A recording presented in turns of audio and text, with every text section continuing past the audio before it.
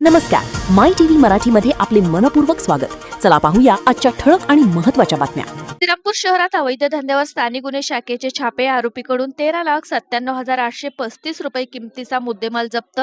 माननीय श्री मुमका सुदर्शन साहेब पोलीस अधीक्षक अहिल्यानगर यांनी स्थानिक गुन्हे शाखेत जिल्ह्यातील अवैध धंद्याविरुद्ध कारवाई करण्याबाबत आदेशित केले होते.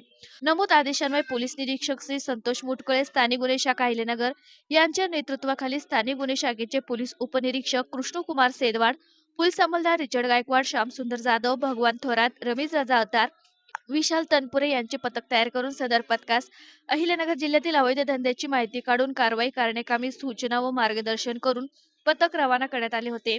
नमूद पथकाने श्रीरामपूर शहर व परिसरात अवैध धंद्याची माहिती काढून दिनांक 28 जुलै 2026 रोजी श्रीरामपूर शहर पोलीस ठाणे हद्दीमध्ये अवैध धंद्यावर कारवाई करून आरोपी ताब्यात घेतले.